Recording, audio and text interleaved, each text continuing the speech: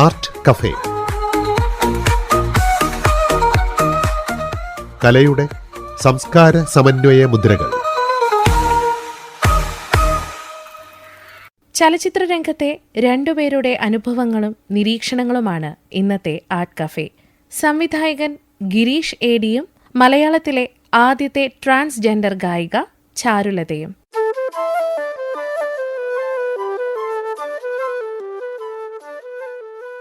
മലയാളം ചലച്ചിത്ര സംവിധായകനും തിരക്കഥാകൃത്തും നടനും നിർമ്മാതാവുമാണ് ഗിരീഷ് ഏടി. 2019 പുറത്തിറങ്ങിയ തണ്ണീർമത്തൻ ദിനങ്ങൾ എന്ന ചിത്രത്തിലൂടെ സംവിധായകനായി അരങ്ങേറി. തുടർന്ന് സൂപ്പർ ശരണ്യ, പ്രേമലു എന്നീ ബ്ലോക്ക് ബസ്റ്റർ ചലച്ചിത്രങ്ങൾ സംവിധാനം ചെയ്തു. ആർട്ട് കഫേയിൽ ഇന്ന് തന്റെ സർഗജീവിതത്തെക്കുറിച്ച് സംസാരിക്കുന്നു ഗിരീഷ് ഏടി.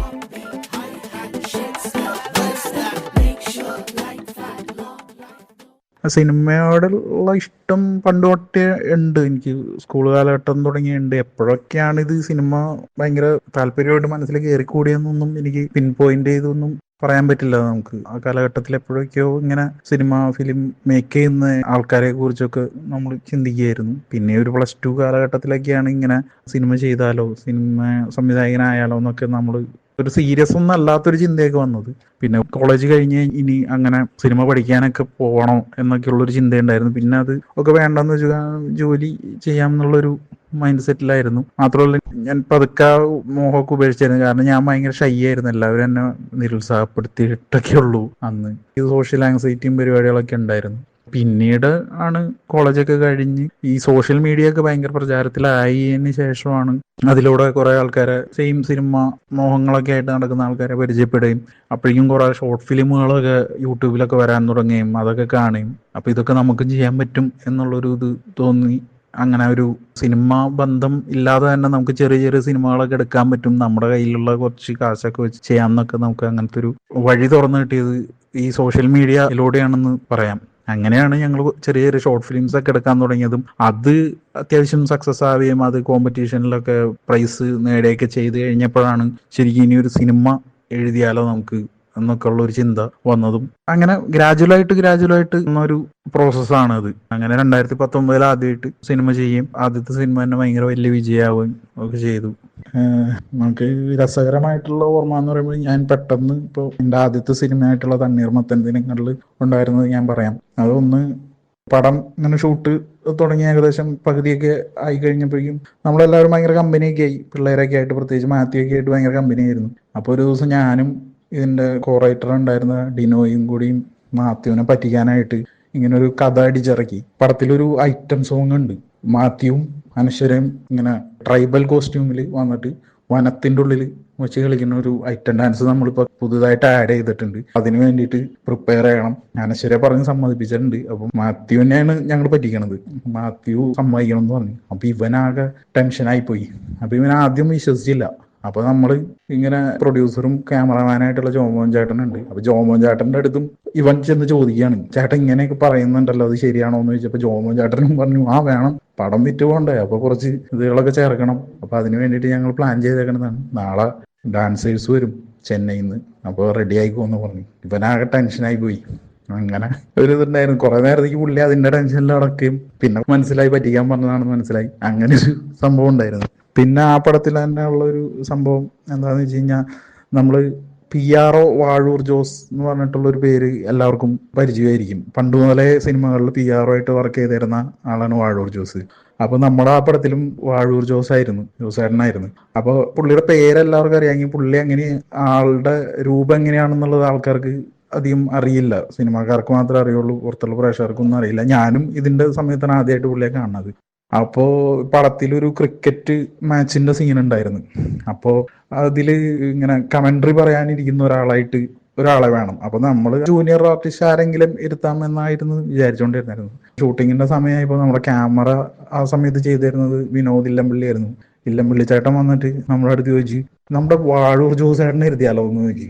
എന്നാ പിന്നെ വാഴൂർ ജോസേട്ടനെ എഴുതാം എന്നും പറഞ്ഞിട്ട് ഞങ്ങള് ആ ഇതിൽ വാഴൂർ ജോസേട്ടനാണ് കമന്ററി പറയണത്. അതിപ്പോഴും പലർക്കും അറിയില്ല. സീൻ ശ്രദ്ധിച്ചു കഴിഞ്ഞാൽ അറിയാം. അതിൽ കമന്ററി പറയണത് PRO വാഴൂർ ജോസ് എന്ന് പറഞ്ഞ പുള്ളിക്കാരനാണ്. അതൊരു അനുഭവം. പിന്നെ പ്രേമലു ഷൂട്ടിങ്ങിന്റെ സമയത്ത് ഒരു സംഭവം ഉണ്ടായതെന്ന് വെച്ചാൽ ഇതില് ഒരു സൂപ്പർ മാർക്കറ്റിന്റെ സീനുണ്ട്. റീനുവും കാർത്തികയും കൂടി സൂപ്പർ മാർക്കറ്റിൽ പോയി പർച്ചേസ് ചെയ്ത് ഇറങ്ങി പോകുന്നു എന്ന് പറഞ്ഞിട്ട് പാട്ടിയിലുള്ള ഒരു സീനാണ്. അപ്പൊ അവിടെ എന്താ പ്രശ്നം എന്ന് വെച്ച് കഴിഞ്ഞാൽ അവിടുത്തെ ഒരു വലിയ സൂപ്പർ മാർക്കറ്റ് ഉണ്ട്, വിജേത എന്ന് പറഞ്ഞിട്ട്. അതൊരു സൂപ്പർ മാർക്കറ്റ് ചെയിനാണ് ആന്ധ്രയിലൊക്കെ ഉള്ള. അവിടെ പെർമിഷൻ പക്ഷെ അവർ തന്നില്ല, അവിടെ ഷൂട്ട് ചെയ്യാൻ പെർമിഷൻ പ്രശ്നമായിരുന്നു. അപ്പൊ നമ്മള് എന്ത് ചെയ്തെന്ന് വെച്ചാൽ സൂപ്പർ മാർക്കറ്റിന്റെ ഇന്റീരിയർ നമ്മളിവിടെ ട്രിവാൻഡ്രത്ത് തന്നെ ഷൂട്ട് ചെയ്തത്, എക്സ്റ്റീരിയർ ഹൈദരാബാദിൽ തന്നെ ചെയ്യണമല്ലോ. അപ്പൊ ഇത് മമിതയും നമ്മുടെ അഖിലയും കൂടി ആ സൂപ്പർ മാർക്കറ്റിലോട്ട് കയറ്റി വിട്ടു. ഞങ്ങൾ പുറത്ത് ക്യാമറ വെച്ച് ഇരുന്നു, ആരും അറിയാണ്ട്. എന്നിട്ട് അവരെന്തോ അവിടെ നിന്ന് സാധനങ്ങളൊക്കെ വാങ്ങി ഇറങ്ങണ പോലെ ഇറങ്ങുന്നു. ഞങ്ങൾ ആ ഷോട്ട് ആരും അറിയാണ്ട് പുറത്തുനിന്ന് എടുക്കുകയും ഇപ്പൊ ആ ഷോട്ട് ആ പാട്ടിലുണ്ട്, ഇവര് സൂപ്പർ മാർക്കറ്റിൽ നിന്ന് പുറത്തിറങ്ങി വരണതും. അവിടുത്തെ ആൾക്കാർക്ക് ഇവരറിയില്ലല്ലോ, അപ്പൊ പ്രത്യേകിച്ച് ആരും ശ്രദ്ധിക്കുകയൊന്നും ചെയ്തിരുന്നില്ല. അങ്ങനെ ഒരു ഷോട്ട് അതിൽ എടുത്തിട്ടുണ്ട്. അതും സെയിം ഈ വിജേത എന്ന് പറഞ്ഞ സൂപ്പർ മാർക്കറ്റിൽ തന്നെ. ചലച്ചിത്ര സംവിധായകനും തിരക്കഥാകൃത്തും നിർമ്മാതാവുമായ ഗിരീഷ് ഏടി തന്റെ സർഗജീവിതത്തെക്കുറിച്ച് പങ്കുവച്ചതാണ് ഇതുവരെ നിങ്ങൾ കേട്ടത്.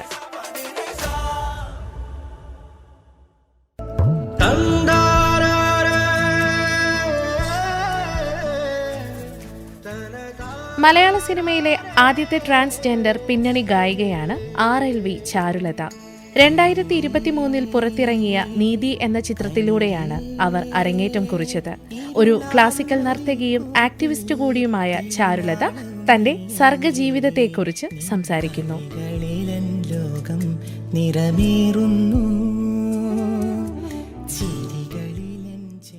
പാട്ടിനോട് ചെറുപ്പം മുതലേ താല്പര്യമായിരുന്നു. ഞാൻ ചെറുപ്പം മുതലേ ഇങ്ങനെ മൂളിപ്പാട്ടുകളും അതും ഇതൊക്കെ പാടും, സ്റ്റേജിലും പാടുമായിരുന്നു. പക്ഷെ എനിക്ക് അങ്ങനെ സമ്മാനം അങ്ങനെ കിട്ടുന്നു അങ്ങനെയൊന്നും ഒരു പ്രതീക്ഷയൊന്നും ഇല്ല. ഞാൻ പാടുമായിരുന്നു, കേട്ട് പഠിച്ചൊക്കെ പാടും. ഞാൻ ആ സമയം മുതലേ എനിക്ക് ചിത്രാമ്മയുടെയും ജാനകി അമ്മയുടെ, സ്വർണ്ണലത ചേച്ചി, സുജാത ചേച്ചിയുടെ ഒക്കെ പാട്ടുകൾ എനിക്ക് ഇഷ്ടമായിരുന്നു ചെറുപ്പം മുതലേ. അപ്പൊ ഞാൻ പാടും. അങ്ങനെ പാടി പാടി പാടി ഞാൻ സംഗീതമൊന്നും പഠിക്കാൻ അവസരം ഉണ്ടായിരുന്നില്ല. പിന്നെ ഡാൻസ് പഠിച്ചിട്ടുണ്ടായിരുന്നു. ചെറുപ്പം മുതലേ എനിക്ക് ഭയങ്കര താല്പര്യമായിരുന്നു, പാടണം, ഗാനമേളകളിൽ പാടണം, അങ്ങനെയൊക്കെ ഒരു ആഗ്രഹമായിരുന്നു എനിക്ക് ചെറുപ്പം മുതലേ ഉണ്ടായിരുന്നത്. പക്ഷെ സ്റ്റേജുകളൊക്കെ എനിക്ക് കിട്ടിയിട്ടുണ്ടായിരുന്നു, മത്സരവേദികൾ അങ്ങനെയൊക്കെ പാടുമല്ലോ. പ്രൈസ് ഒന്നും കിട്ടിയില്ലെങ്കിലും നിരാശ അങ്ങനെയൊന്നും ഉണ്ടായിരുന്നില്ല. അപ്പോഴേ പാടിക്കൊണ്ടിരിക്കണം അങ്ങനെയുള്ള ഒരു ചിന്ത ഉണ്ടായിരുന്നു. പിന്നണി ഗായിക ആവുക അങ്ങനെ ഒരു ലക്ഷ്യമൊന്നും ഉണ്ടായിരുന്നില്ല. അങ്ങനെ ഒരു അവസരം കിട്ടുമെന്നൊന്നും ഒരിക്കലും വിചാരിച്ചില്ലല്ലോ, ഒരിക്കലും പ്രതീക്ഷിച്ചിട്ടില്ല. പിന്നെ ബേസിക്കലി ഞാനൊരു ക്ലാസിക്കൽ ഡാൻസറാണ്. ഡാൻസിലാണ് ഞാൻ ഡിഗ്രിയും PG ഒക്കെ ചെയ്തത്. അപ്പൊ ഡിഗ്രി ചെയ്യുന്ന സമയത്ത് ലാസ്യ കോളേജിലാണ് ഞാൻ ഡിഗ്രി പഠിച്ചത് ഡാൻസിന്റെ. ആ സമയത്ത് സബായിട്ട് ഞാൻ സംഗീതം പഠിച്ചിട്ടുണ്ടായിരുന്നു. പിന്നെ സബ് എന്നൊക്കെ പറഞ്ഞാല് ഡീറ്റെയിൽ ആയിട്ട് അങ്ങനെ പഠിക്കില്ല. പക്ഷെ എന്നാലും എനിക്ക് ഒരുവിധമൊക്കെ ഓർമ്മയുണ്ടായിരുന്നു. തിയറി എക്സാമിനൊക്കെ എനിക്ക് പ്രാക്ടിക്കല് മ്യൂസിക്കിന്റെ ഇതിനൊക്കെ എനിക്ക് നല്ല മാർക്ക് ഉണ്ടായിരുന്നു. ആ സമയത്തൊക്കെ ഡിസ്റ്റിങ്ഷൻ മാർക്കൊക്കെ ഉണ്ടായിരുന്നു. അങ്ങനെ എനിക്ക് ഒരു പാടാനുള്ള ത്വര എന്നിൽ ഉണ്ടായിരുന്നു എപ്പോഴും. പിന്നണി ഗായിക ആവുക അങ്ങനെ ഒരു പ്രതീക്ഷയൊന്നും എനിക്ക് ഉണ്ടായിരുന്നില്ല, ഒരിക്കലും ഞാൻ പ്രതീക്ഷിച്ചിട്ടില്ല. ഗാനമേളകളിൽ പാടാൻ കൂടി എനിക്ക് അവസരം കിട്ടിയിട്ടില്ല. എനിക്ക് സ്റ്റേജിൽ ഞാൻ മ്യൂസിക് ഇല്ലാതെ പാടും, എവിടെയെങ്കിലും പാടാൻ പറഞ്ഞാൽ. പിന്നെ നമ്മൾ ഓണാഘോഷത്തിന് നാട്ടിലൊക്കെ, പിന്നെ ഫംഗ്ഷൻ വരുമ്പോൾ പ്രാർത്ഥന ഗീതങ്ങൾ ആലപിക്കുക, അങ്ങനെയൊക്കെ ഞാൻ ചെയ്തുകൊണ്ടിരിക്കുന്നുണ്ടായിരുന്നു. പക്ഷെ ഒരിക്കലും പിന്നണി ഗായിക അങ്ങനെ ഒരു മോഹം എന്നിലുണ്ടായിരുന്നില്ല. അത് സാധ്യമാകുമെന്ന് ഞാൻ കരുതിയിട്ടും ഉണ്ടായിരുന്നില്ല. കാരണം അങ്ങനെ ഒരു അവസരം നമുക്കൊക്കെ കിട്ടുക എന്ന് പറയുന്നത് വളരെ ഭാഗ്യമല്ലേ. സിനിമയിലേക്ക് അവസരം ലഭിച്ചത് ഭയങ്കര അപ്രതീക്ഷിതമായിട്ടായിരുന്നു. ഇതുപോലെ ട്രാൻസ്ജെൻഡേഴ്സ് ഗായികമാരെ ആവശ്യമുണ്ട് എന്ന് പറഞ്ഞപ്പോൾ ഒരു പോസ്റ്റർ ഇങ്ങനെ കണ്ടു. ഡോക്ടർ ജെസ്സി സംവിധാനം ചെയ്യുന്ന നീതി എന്ന മൂവിയിലേക്ക് ട്രാൻസ്ജെൻഡർ സിംഗേഴ്സിന് ആവശ്യമുണ്ടെന്ന് പറഞ്ഞപ്പോൾ ഞാൻ സ്കൂളിലൊക്കെ പാടിയിട്ടുണ്ടായിരുന്നു. അപ്പോൾ വീഡിയോ സോങ് ഓഡിയോ സോങ് ഒക്കെ അയച്ചു കൊടുത്തു. അതിന്റെ ക്ലിപ്സ് ഒക്കെ അയച്ചു കൊടുത്തപ്പം പ്രതീക്ഷയൊന്നും ഉണ്ടായിരുന്നില്ല. കുറെ നാൾ കഴിഞ്ഞപ്പോൾ അതിന്റെ വരി എഴുതിയ മുരളി S. കുമാർ, പാലക്കാട് തന്നെയാണ്. അദ്ദേഹം പറഞ്ഞു, കുറച്ച് പാട്ടുകൾ കൂടി അയച്ചു തരൂ, നിങ്ങളുടെ പാട്ട് അതായത് ആ സോങ്ങുമായിട്ടുള്ള ശബ്ദം ഒരു കണക്ഷൻ ആയിട്ടുണ്ടെന്ന് പറഞ്ഞു. അങ്ങനെ ഞാൻ അയച്ചു കൊടുത്തു. അപ്പൊ എന്നോട് പറഞ്ഞു താരാട്ട് പാട്ട് പാടി അയക്കുമെന്ന് പറഞ്ഞു. അങ്ങനെ ഒരു താരാട്ട് പാട്ട് പാടി അയച്ചു. മ്യൂസിക് ഡയറക്ടർ കൃഷ്ണപ്രസാദ് പാലക്കാടാണ്. അദ്ദേഹം സൗണ്ട് എഞ്ചിനീയർ കൂടിയാണ്. അപ്പൊ അദ്ദേഹത്തിന് ഇതിൽ വേണ്ടുന്ന സൗണ്ട് എന്റെ സൗണ്ടായിട്ട് മാച്ച് ആണെന്ന് തോന്നിയപ്പം അങ്ങനെ താരാട്ട് പാട്ട് അയച്ചു കൊടുത്തപ്പം പിന്നെ എനിക്ക് പ്രതീക്ഷയൊന്നും ഉണ്ടായിരുന്നില്ല. പക്ഷെ 80% പ്രതീക്ഷയുണ്ടെന്ന് പറഞ്ഞു. അങ്ങനെ പിന്നെ ഒരു പാട്ടും കൂടി അയച്ചു കൊടുത്തു. ഈ പാടിയ പാട്ട് അയച്ചു കൊടുത്തു, പാടാൻ പറഞ്ഞിട്ട്. അത് സംഗതിയൊക്കെ ഉള്ള പാട്ടാണ്. അങ്ങനെ അതും അയച്ചു കൊടുത്തപ്പോൾ പിന്നെ പറഞ്ഞു പാടാനായിട്ട് വന്നോളൂ പിറ്റേന്ന് പറഞ്ഞപ്പോൾ ഞാൻ ആകെ ഞെട്ടിപ്പോയി. കാരണം അത്രയും പ്രതീക്ഷിച്ചിട്ടേ ഇല്ല ഒരിക്കലും. ഭയങ്കര അപ്രതീക്ഷിതമായിട്ടായിരുന്നു എനിക്ക് അത് കിട്ടിയത്. എന്താ പറയാ, എനിക്ക് ആകെ എന്തൊക്കെയോ ആയിപ്പോയി. അതായത് ഒരിക്കലും പ്രതീക്ഷിക്കാത്ത കാര്യമല്ലേ. ഡാൻസിന്റെ കാര്യത്തിലാണെങ്കിൽ കുഴപ്പമില്ല. അതിപ്പോ ഫിലിമിൽ പാടാൻ വിളിക്കുക എന്നൊക്കെ പറയുമ്പോൾ ഭയങ്കര ഞെട്ടിപ്പോയി ഞാൻ. ആദ്യമായി പാടാൻ പോയപ്പോൾ ഭയങ്കര ടെൻഷനായിരുന്നു. കാരണം അവിടെ പാലക്കാട് ശിവദം സ്റ്റുഡിയോ ആയിരുന്നു പാടിയത് റെക്കോർഡിങ്. പ്രസാദ് എന്ന് പറഞ്ഞിട്ട് ഒരാളാണ് അതിന്റെ ഉടമ. അപ്പം ആ ചേട്ടനും സംഗീതമൊക്കെ നല്ലോണം പഠിച്ച് പാടുന്നൊക്കെ ചെയ്യുന്ന ഒരു പുള്ളിയാണ്. അപ്പൊ അദ്ദേഹം നല്ലോണം സപ്പോർട്ട് ചെയ്തിട്ടുണ്ടായിരുന്നു. ഇപ്പൊ മ്യൂസിക് ഡയറക്ടറും ജെസ്സി സാറ്, സംവിധായകൻ, പിന്നെ മുരളി സാറ് എല്ലാം കൂടിയിട്ട് ഞങ്ങൾ വന്നു. എനിക്ക് പേടിച്ചിട്ടാണെങ്കിൽ ഒട്ടും വയ്യായിരുന്നു. സ്റ്റുഡിയോയിൽ കയറുമ്പോൾ തന്നെ പേടി തുടങ്ങി. പക്ഷെ പിന്നെ മ്യൂസിക് ഡയറക്ടർ സപ്പോർട്ട് ചെയ്ത് ഉള്ളിൽ കയറി പാടി. അങ്ങനെ കുറെ മണിക്കൂർ എടുത്തിട്ടാണ് പാടിയത്.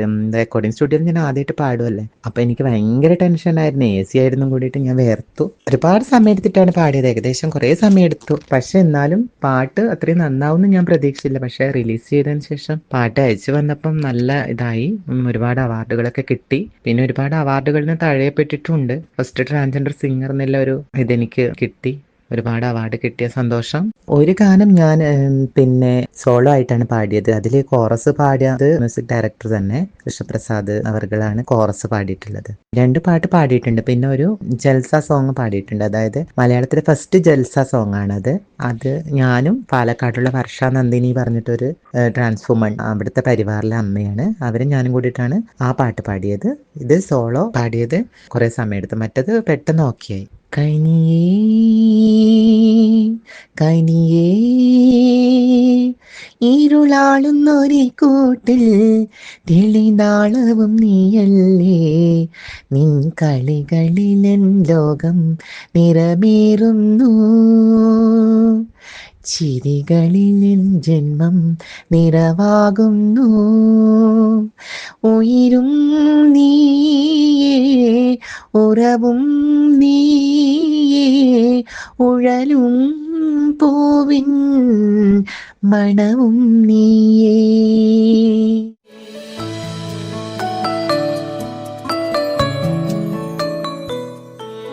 മലയാള സിനിമയിലെ ആദ്യത്തെ ട്രാൻസ്ജെൻഡർ പിന്നണി ഗായികയായ RLV ചാരുലതയാണ് ഇതുവരെ സംസാരിച്ചത്.